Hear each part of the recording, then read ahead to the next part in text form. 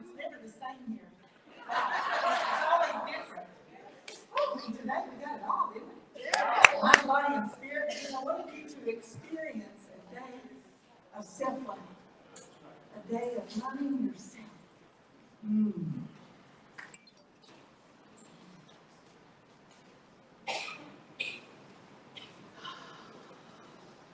Today you are you.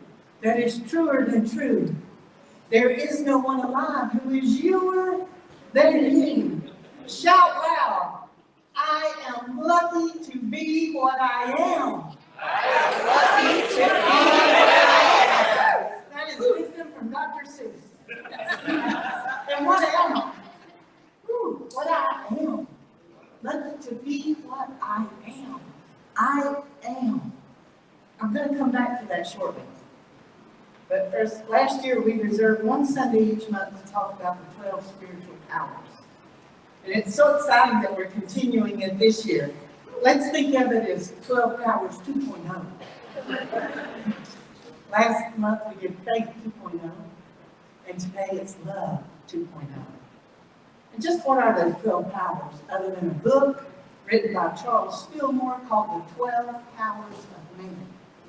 Charles wrote that each of us has 12 creative powers that are fundamental to us.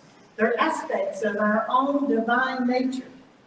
And you know, that notion, that idea, that knowing each of us holds the divine within us, that we have a spiritual nature along with our humanity. It's not a new thought. It's an ancient truth.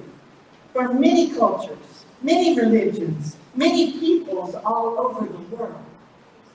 I know that we call ourselves New Thought, and that's what we're all about, New Thought. Taking those ancient truths and bringing them new thought around and revitalizing them. Because they're so deep within that they cannot be denied. Those are the New Thought principles that we teach here. Those spiritual truths that won't stay hidden from thought, and cartwheels in the back. I love it. See, y'all don't have my view. As a young woman who cartwheels across the back. We are spiritual beings in this physical human body. We're feeling that physical human body after that dance, right? But do we have a clear method or a clear system for nurturing our own spiritual growth? Our own spiritual practices, our own personal growth, developing those new thoughts. What the 12 powers do for us is the 12 powers provide a system for soul growth, for spiritual growth, for personal growth. They give us an outline. These innate 12 powers give us a clear method for all of you scientific people who like to have a method to your life. It gives you that method. And those 12 powers also give us a GPS to navigate life. I tell you that each of us have a very personal relationship with Source that is uniquely our own. That's what we strive for you to have here. We each pave our own spiritual path, and we find others along the way who are walking a path similar to ours with open hearts and like minds, and we create a community. More alike than we are different. More alike than we are different, my friends.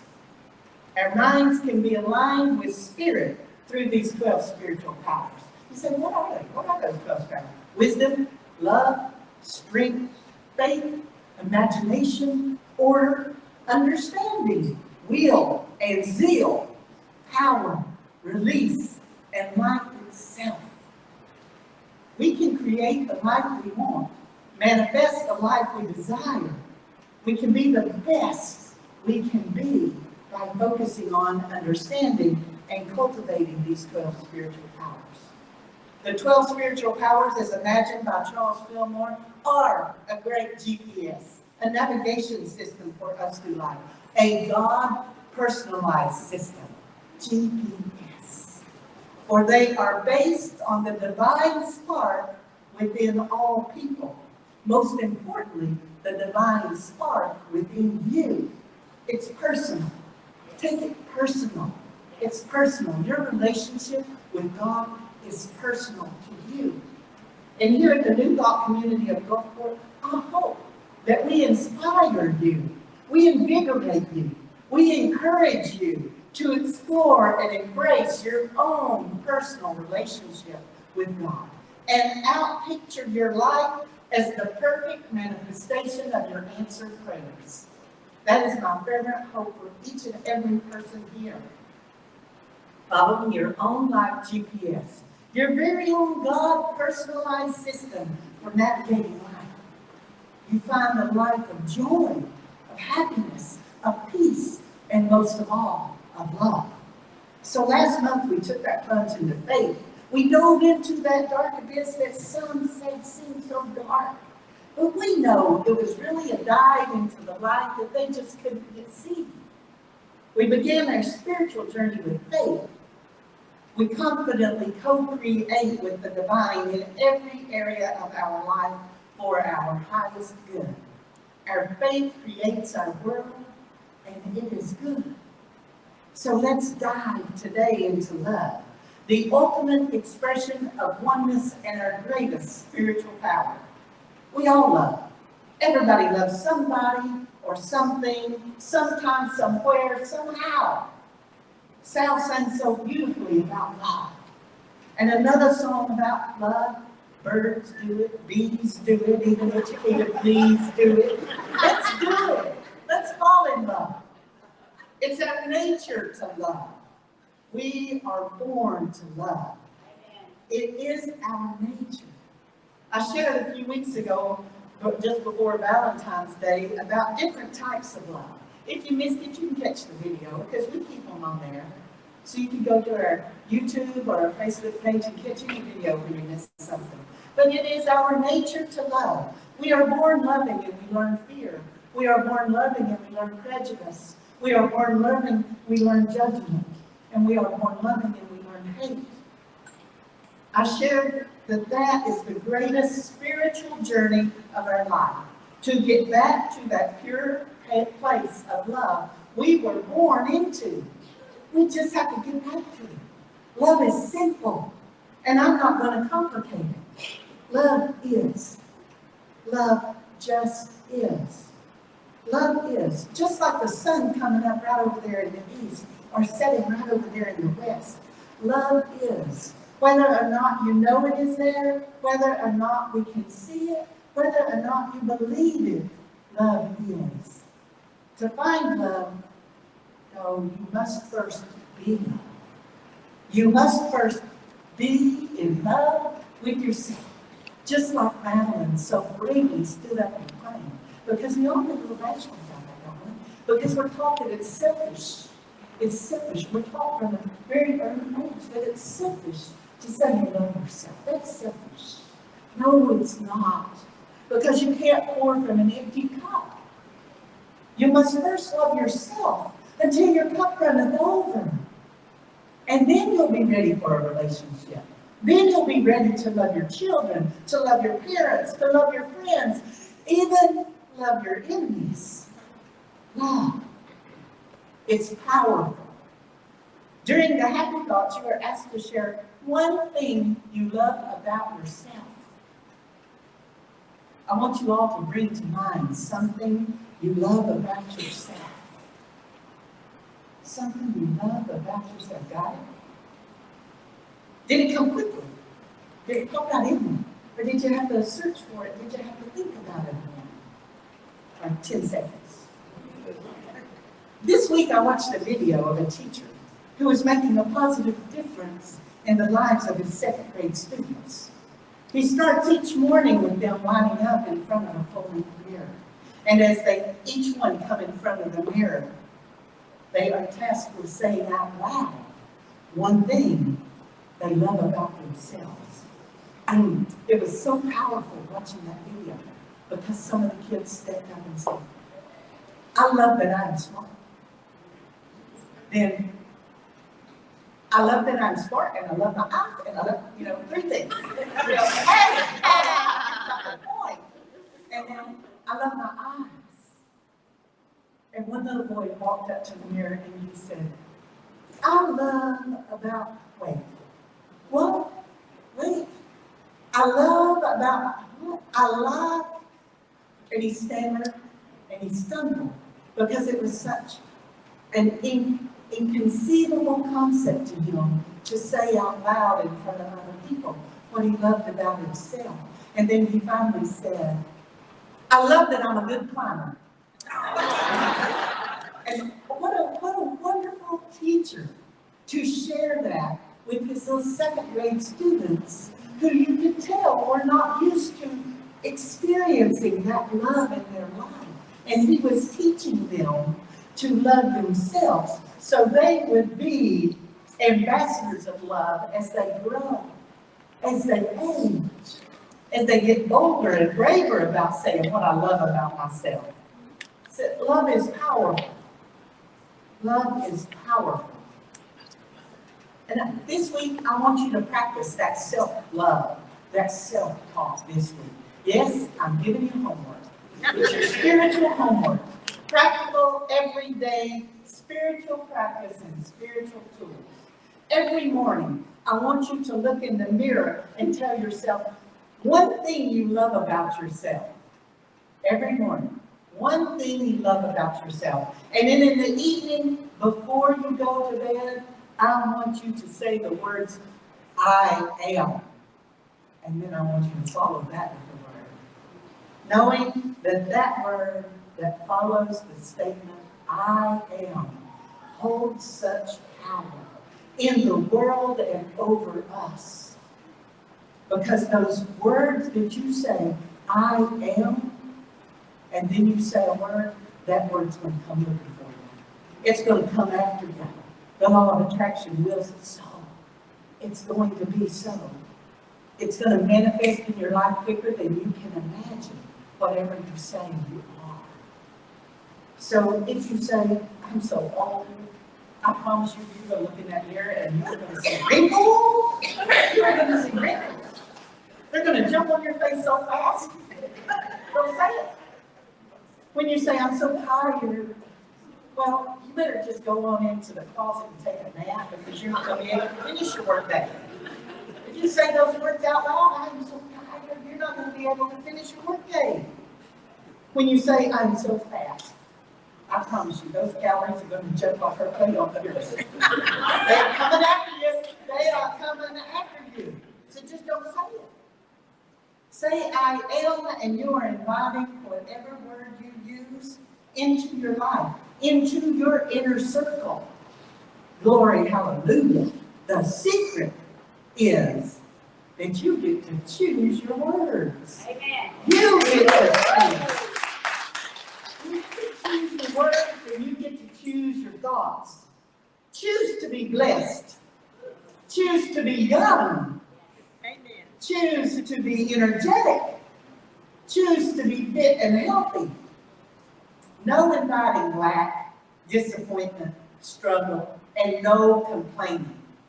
No complaining this week. No complaining.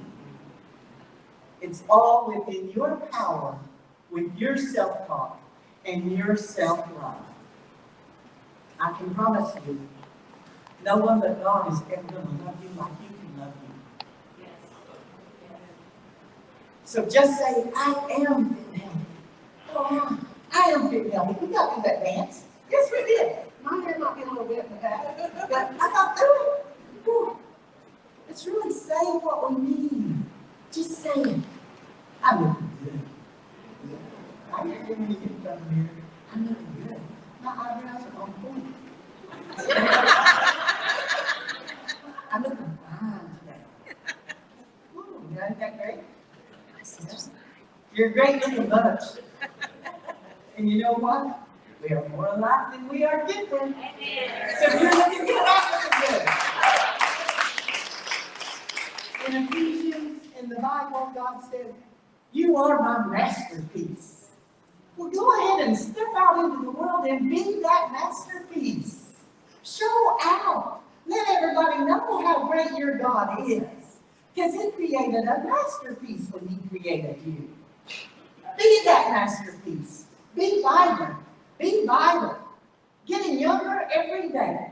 Because when you step into that truth, that you are vibrant and you are vital, people are going to say, hey, you're looking good today. Wow, you look younger than you looked in years. Did you have a little workout? I did my spiritual homework. That's the work I got done. And all this week, I want your I am statements to reverberate through the land. I want to feel those vibrations. When I'm getting ready to go to bed and I'm saying my I am, I want to hear the vibrations from your I am.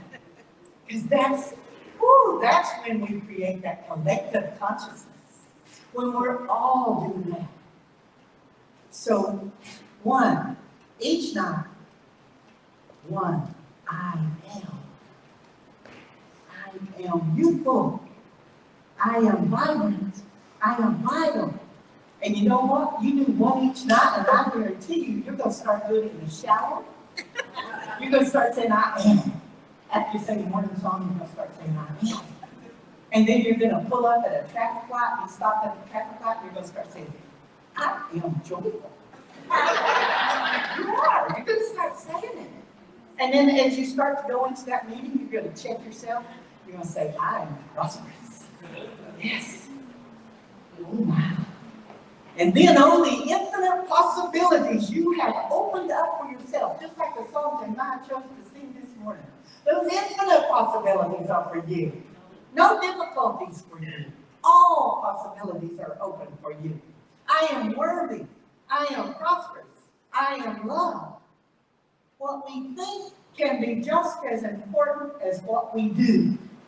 When I was an athlete in college, man, I was all about the research. I wanted to see what the best athletes in the world were doing to get better. Because I wanted to be better. I wanted to be best. So I read a study about the East Germans, because back in my day, they were the top. You know, they were the top. Because they not only had strong athletes, but they had government-sanctioned monies doing research for them, showing them how to do best. Well, we were all amateurs. In the United States, we were required to be amateurs in order to compete on that international level. But in other countries, they could be professionals.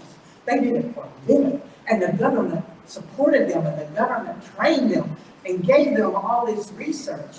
So here's one of the researches that I found in my sport, track and field. They put sensors on the athletes, and then they had them go out and run a lap around the track, a quarter mile. They did a mock race, you know, in the starting blocks, fired a gun, they did the race. So all those sensors were sending back data to the scientists that were telling what muscles were firing, what neurons were firing, in what order, and how all that was working. So then the next day, they had the athletes come in. They put the sensors back on them, but they set them in a recliner, had them lay back and visualize their race. Not running, they just visualized it. They brought it to their mind. They thought about it from start to finish. And you know what the data showed?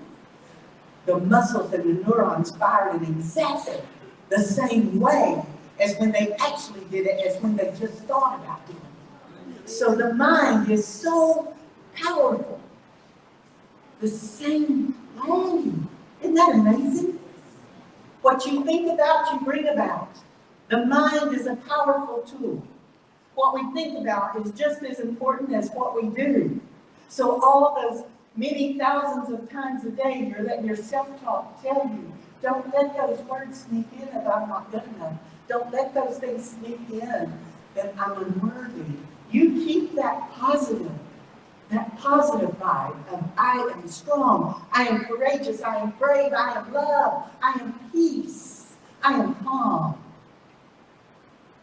You have the power to control what you think about and the words you use.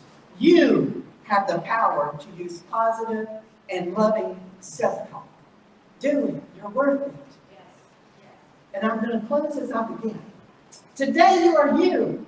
That's truer than true. There is no one alive who is youer than you. Shout out loud, I am lucky to be what I am. I am lucky to be what I am. And what expression of oneness, and it is our greatest spiritual power. You cannot pour from an empty cup. Let your cup run over with love for yourself.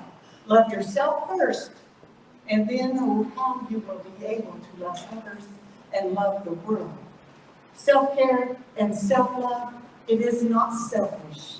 Self-care and self-love is giving the world the best of you instead of what's left of you.